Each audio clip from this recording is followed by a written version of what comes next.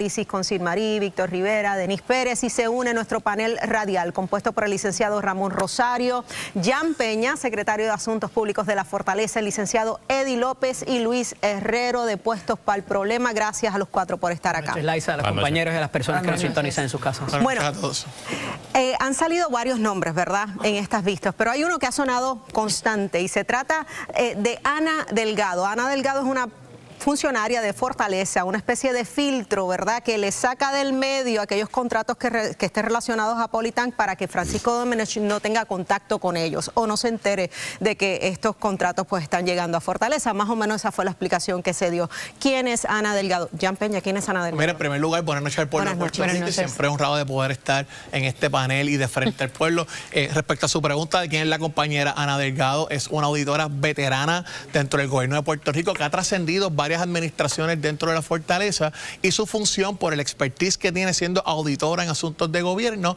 atiende también esos asuntos de contratos, y es preciso pues aclarar que no es una persona inexperimentada en estos asuntos, sino es una persona que se utiliza, ¿verdad?, como un propósito particular y de transparencia, de servir como ese proceso de preintervenir. Y lo quiero plantear porque yo también trabajo en la Oficina del Inspector General, y mi servicio y mi honor a todos esos empleados. Y ella viene también de esa experiencia de OIG, por eso es que el secretario de la Gobernación plantea del término preintervención, que es un término que aquellos que conocen auditorías de gobierno saben manejar. Pues mucha gente no la conoce. Por lo menos yo puedo dar fe, desde los tiempos de Ricardo Rosselló está en la oficina del gobernador allí, trabajando con la parte de los contratos.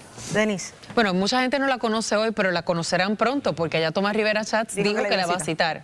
Y derecho tiene Denise, y nosotros siempre hemos sido respetuosos de este proceso, así que no tenemos duda de que en caso que el señor presidente cite a la compañera, ya tiene la experiencia en gobierno para hablar de todo este tipo de auditoría, preintervención y cualquier otro proceso. Vamos a ver lo que ha transcurrido. ¿Cómo han visto lo que han transcurrido hasta ahora en esta comisión? Mira, me parece que es importante el opening statement, el argumento inicial que hace el secretario de la Gobernación, donde Tomás Rivera Schatz le reacciona bastante fuerte cuando hace un tipo de crítica de que esto es hasta persecución, y habló de los nazis, habló de Adolfo Hitler y de otras figuras que han sido muy deplorables a través de la historia. En este caso de la señora Delgado, me parece que es el presidente del Senado la llama la del protocolo del mal en un momento dado, ¿verdad? Porque hay una cuestión que no quedó clara de que cómo es que ella conoce quiénes son los clientes viejos o nuevos de Politank para llevar a cabo esa función de filtro antes de que llegue al secretario de la Gobernación cualquier documento. Ferdinand Pérez se une a la discusión. Ferdinand, adelante.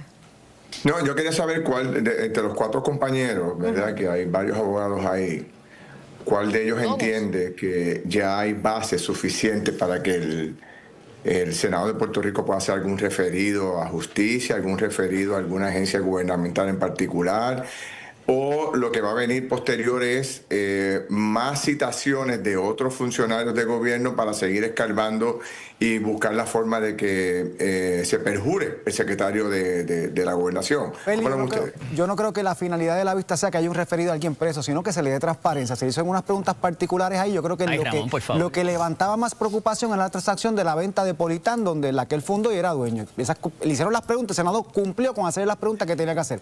Y la persona que estaba deponiendo contestó las preguntas. Si el hecho era, que es lo que se había especulado, que él era un socio silente, que él cuando se fuera del gobierno iba a tener de nuevo las acciones, por lo menos lo que él contestó a juramento es que no tiene esa atadura económica con Politank hoy, luego de haberse desvinculado en diciembre del 2024. Si alguien tiene información de que eso es falso, pues eso puede ser un perjurio, pero si no está esa información, contestó su desvinculación con la corporación.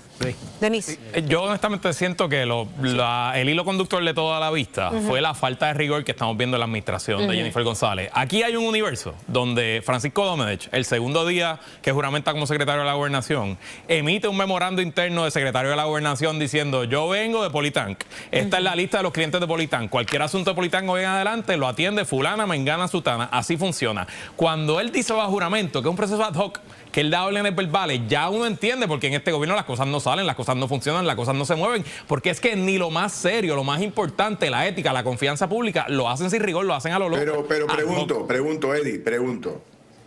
O sea, cuando el presidente del Senado trae la declaración jurada de Mellado. Sí.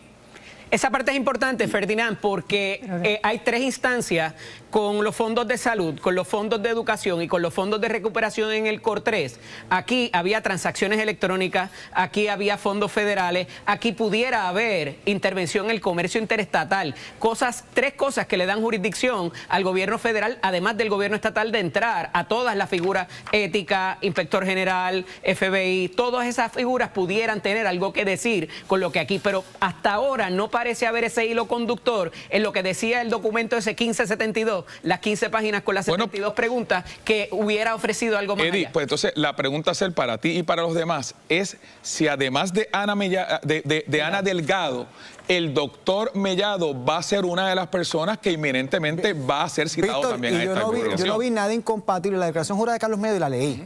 Básicamente dice que Francisco Domenech le llega en una reunión, cosa que él aceptó, Francisco Domenech lo acepta hoy, a Carlos Mellado, no como secretario de la gobernación, no era secretario de la gobernación, de hecho Carlos Mellado era secretario de salud. En el 2024 va como funcionario de Politán en representación de uno de sus clientes a atender unas deficiencias que se habían señalado en el proceso de subasta. Y que Carlos Mellado dice en su declaración jurada que se sintió intimidado. Y que Carlos Mellado aún así hizo lo correcto y no dejó sin efecto el proceso de subasta. El asunto es que ¿Cuál es el delito ahí? O sea, la pregunta es, el hecho que ¿cuál es el delito? Carlos se siente intimidado. Pero lo cierto, yo me puedo sentir intimidado con una pregunta tuya, eso no hace que tú cometiste un delito.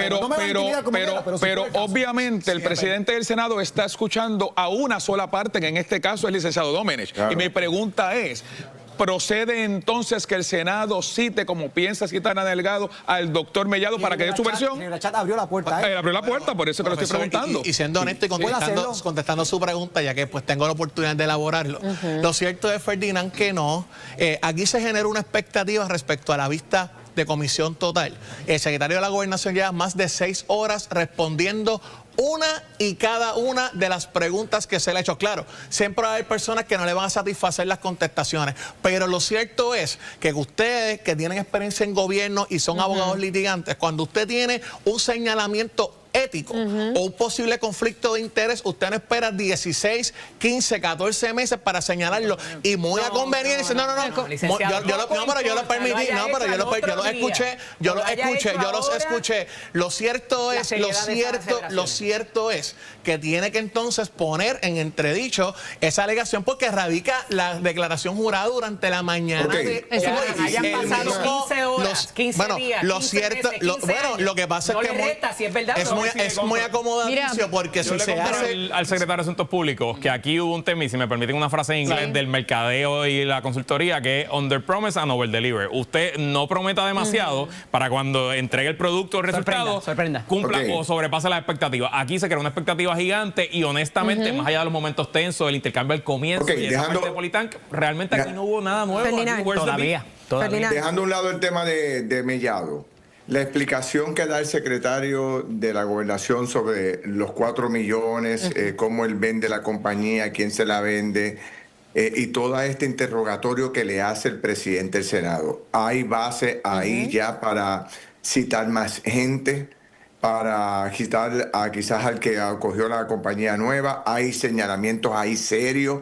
¿Hay oportunidad de referirlo a alguien para que investigue más? ¿O tampoco ven ahí posibilidades de que esto vaya más allá? La contestación es, si el presidente del Senado, que ya adelantó y abrió la puerta incluso con Manuel Torres, que es la persona que se coge algo, lo puede hacer, es parte de su función investigativa. Que si Domenech dijo algo que es mentira o a juramento, eso puede crear un referido a justicia por perjurio.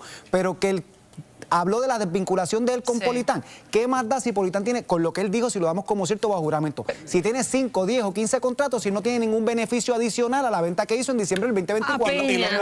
¿Hay una desvinculación real? Bueno, lo que él expresó es que sí. Si tú o alguien tiene evidencia en contrario, pues estamos hablando de un peligro. No, pero es que él se le pidió, a él se le pidió evidencia y allí, bueno, él dijo que él había vendido sus acciones y que había salido del propio dinero de él, que había comprado las acciones, los 4 millones. De la corporación. Ventas de acciones a la propia corporación, eso pasa todos los días en las corporaciones aquí. Y entonces, ¿quién es el dueño? ¿Quién es el dueño? Que la corporación. Pero si él no identifica al dueño. Las corporaciones permite que la accionista sea la propia corporación. Por eso, pero quiero preguntarle. Tú me pagas por las corporaciones y tú te quedas con los pasivos y todas las deudas de esa corporación. Y yo me quedo tras bastidores. Si no le quieres creer y piensas que mintió, pues eso tiene que ser pero más allá de... más nadie. Ok. más allá de lo técnico, Jan Peña, usted es abogado, usted es litigante, todos son abogados, son litigantes. Yo no. Y en la mayoría del pueblo de Puerto Rico no. Y la gente quiere saber si ustedes de verdad pueden decirle que creen que él no sabe quién es el nuevo dueño de Politank. Mira, es buena pregunta, Denise. ¿Y qué dijo? Claro. Dijo que Manuel Torres tenía unas acciones y que la corporación tenía otras. Algunas. Y que la corporación tenía otras. Dos acciones. Yo te puedo asegurar, Sidmari, que hay muchísimas corporaciones. Aquí está Anabel. Pero ¿por qué no pueden decirme el nombre de la persona a quien yo le vendí la corporación? Si me permiten contestar, con mucho gusto podemos aclarar el asunto.